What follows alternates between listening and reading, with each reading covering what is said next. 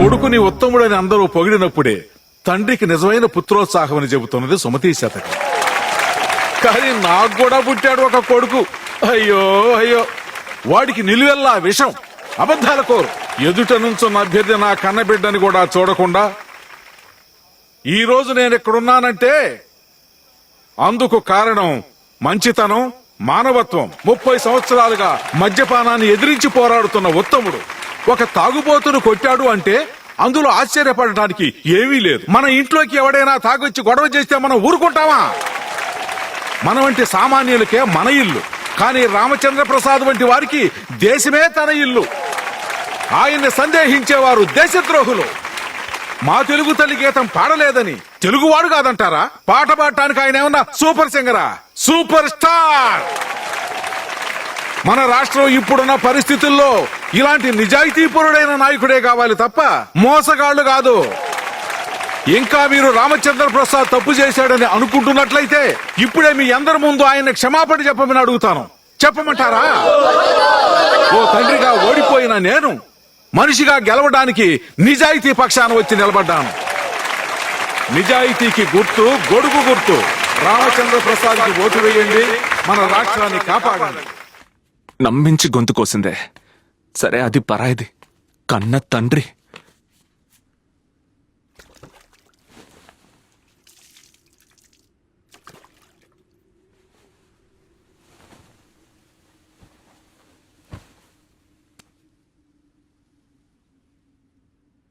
చిన్నప్పటి నుంచి నాకు నీ మీద చాలా కోపం. బతకడం చేతకాని మనిషి, పేరు లేదు, డబ్బు సంపాదించలేదు, నాకు కూడా ఏమీ చేయలేదు. కానీ అన్నిటికీ కలిపి ఈరోజు నువ్వు చాలా గొప్ప పని చేసావు కదా నాన్న. నీకు నేనంటే అస్సలు ఇష్టం లేదా? నీతో ఎన్ని గొడవలు పడినా నేను నిన్నెప్పుడూ తండ్రిగానే చూశాను నాన్న. కానీ ఈ రాజకీయాల్లో తండ్రి లేడు, బిడ్డ లేడని నిరూపించావు. నువ్వు ఓడిపోవడమే కాకుండా నన్ను ఓడించావు కదా నాన్న. ఒపీనియన్ పోల్స్ రిపోర్ట్స్ వచ్చాయి సిస్టర్. 3 వారాల తర్వాత మళ్ళీ మనం లీడింగ్ లోకి వచ్చాం. నెక్స్ట్ సీఎం నేనేనంటూ మాట్లాడుకుంటున్నారు. ఇది సరిపోదు. 2 రోజుల్లో ఏమైనా మారొచ్చు. వాళ్ళ నాన్నని చంపాలి. మీది ఏం తెలివి సిస్టర్. నాకు సపోర్ట్ చేసినందుకు వాడి తండ్రిని వాడే చంపాడని జనం అనుకోవాలి, అంతేగా? ఇంకా నయం, డైరెక్ట్ రాజకీయాల్లోకి రాలేదు. వచ్చుంటే మాలాంటి వాళ్ళని మింగేసేవారు. ఇంతకీ వాళ్ళ నాన్నని అది నేను చూసుకుంటాను సిస్టర్. ఇలాంటి వాటిల్లో మంచి మనం తీసుకోవాలి, చెడు ఇంకెవరికైనా ఇవ్వాలి. మీరు ఇన్వాల్వ్ అవ్వకండి, మేం చూసుకుంటాం.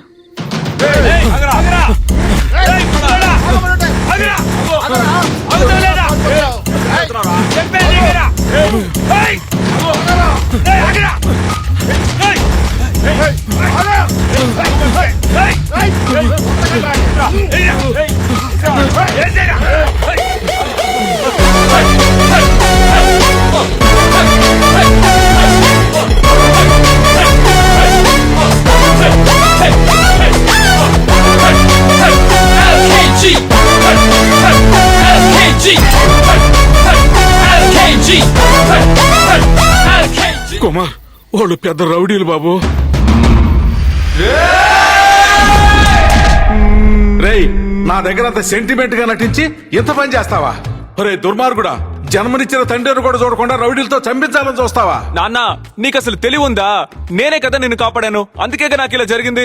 ఇదా రామచంద్ర ప్రసాద్ గడిపానే. రామచంద్ర ప్రసాద్ 30 ఏళ్లుగా రాజకీయాల్లో ఉన్నాడు. ఇటువంటి పనులు ఆయన ఏనాడూ చేయలేదు. వాడిని ఎవడో నమ్ముతావు, కన్న బిడ్డ నన్ను నమ్మవా? ఉప్పు కప్పు రంగు అయ్యో నాన్న, నక్క మళ్ళీ పోలిక మధ్యలో రంగు అవుతూ చూడ డాక్టర్, చూడ డాక్టర్, త్వరగా రండి, నన్ను చూడ కాపాడండి. అయ్యో వాళ్ళని నేను పంపించలేదు నాన్న. నేనే వాళ్ళని పంపించాను.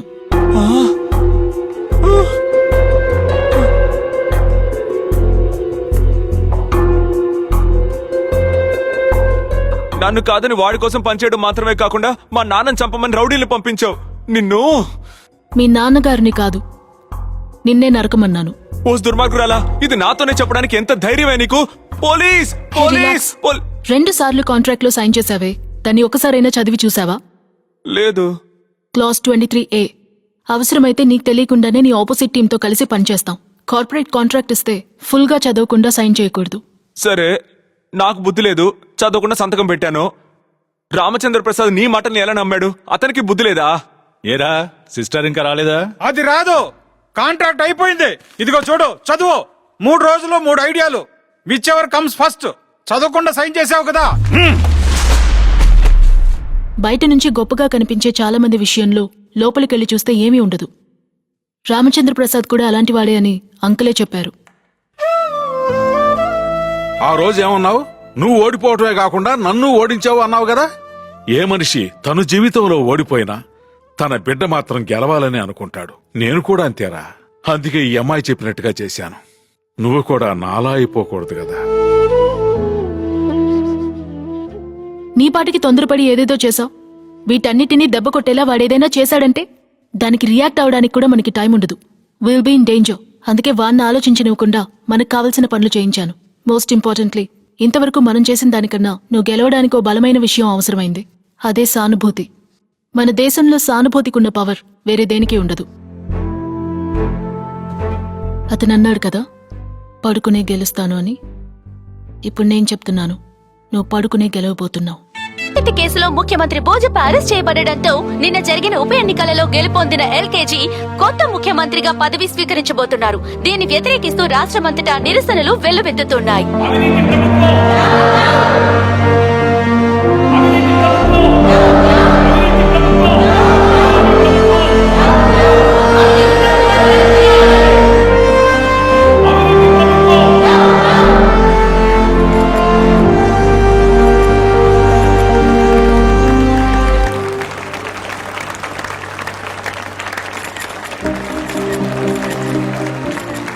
ఏదేదో చేసి మొత్తానికి గెలిచావు. నేను ఊహించిందేలే. నన్ను దెబ్బ కొట్టాలని రామచంద్ర ప్రసాద్ ఢిల్లీ వరకు వెళ్లి ఏదో ప్లాన్ చేశాడు. ఈ రాత్రికి తప్పకుండా నన్ను జైల్లో పెడతారు. అయినా వాడి చేతుల్లోకి ఈ పార్టీ ప్రభుత్వం వెళ్లకుండా అన్ని ఏర్పాట్లు ముందే చేశాను. నేను తిరిగి వచ్చేంత వరకు నువ్వు నా పదవిలో ఉండు. నువ్వు తిరిగి వస్తే కదా.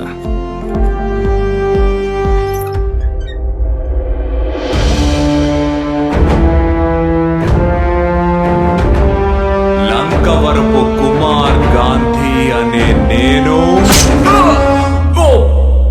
హే, షూట్ చేశారు.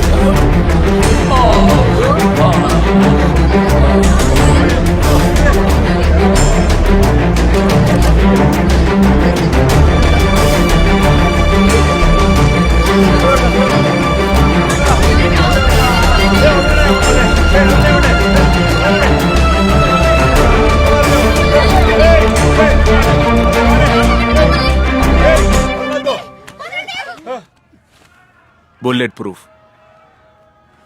మిమ్మల్ని ఎవ్వరినీ నమ్మలేను. 500 రూపాయలు ఇస్తే షూట్ చేసేవాడిని లోపలికి వదిలేస్తారుగా. పైకి లేపు.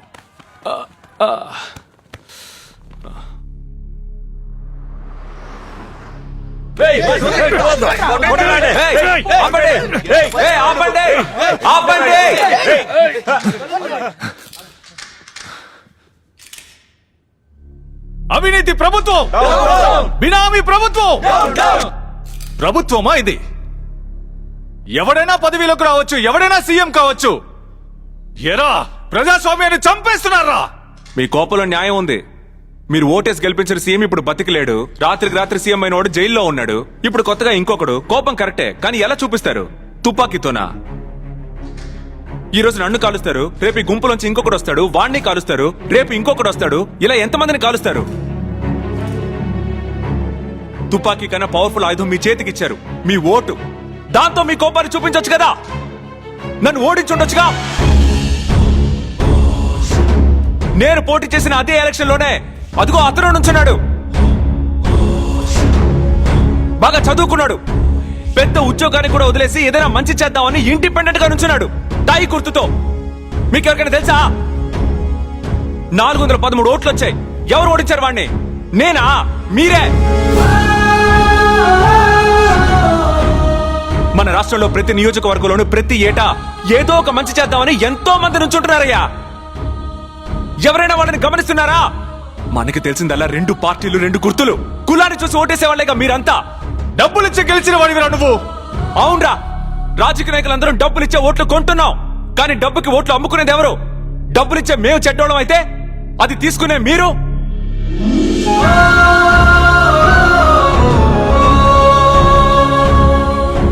మీరు సంకోచిస్తూ ఓట్లకి డబ్బులు తీసుకోవడం వల్ల ఓ రాజకీయ నాయకుడు ధైర్యంగా 500 కోట్ల లంచం తీసుకోగలుగుతున్నాడు. ఇక్కడున్న వాళ్ళలో ఎంతమంది పోలీసులకు దొరికితే లంచం ఇవ్వకుండా ఫైన్ కట్టారు, ఎంతమంది లంచం ఇవ్వకుండా లైసెన్స్ తీసుకున్నారు. లంచం ఇస్తేనే పని జరుగుతుందని మనం అందరం నమ్ముతున్నాం. మీలాంటి వాళ్ళేగా మేము కూడా. ఈ సమాజం నుంచి వచ్చిన మేము మాత్రం ఎలా మంచోడుగా ఉండగలం? ఇప్పుడు చెప్పు, మీకు మాకు ఏంటి తేడా? లేదా మీకు మా రాజకీయ నాయకులకి ఏంటి తేడా? సరే, ఇక్కడ అందరూ తప్పుడు మనుషులే, అంతా తప్పే జరుగుతుంది, పరిష్కారం లేదా అంటే ఉంది.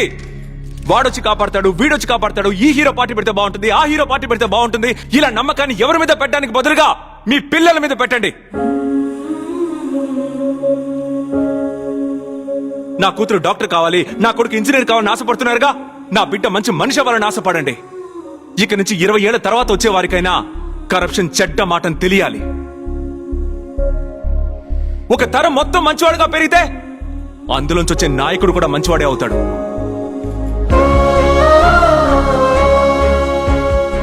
సరే, మనం ఈ రోజు కతుకొద్దాం. నేను సీఎం మనిషిని, మాకు అవినీతి ఎక్కువ, నేను ఆయన బినామీని, అందుకే నన్ను కాల్చారు. ఇప్పుడు చెప్తున్నా, నేను మీ వాడిని. నేను భోజప్ప కోసం కాదు, ప్రజల కోసం గెలిచాను. నమ్మట్లేదు కదా? నేను పెట్టే మొదటి సంతకం భోజప్ప ఇంతవరకు చేసిన కుంభకోణాలన్నిటికీ సిబిసిఐడి ఆధ్వర్యంలో విచారణ కమిటీ కోసమే. దీన్ని ఎవరైనా ఎదిరిస్తే నా పదవికి రాజీనామా చేస్తాను. మీరు ఇప్పటికీ నన్ను నమ్మలేకపోతే నన్ను కాల్చేయండి, బుల్లెట్ ప్రూఫ్ తీస్తాను, నన్ను కాల్చండి, చంపండి.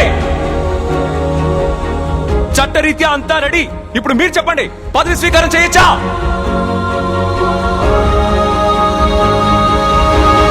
మీరే చెప్పండి, పదవి స్వీకారం చేయొచ్చా?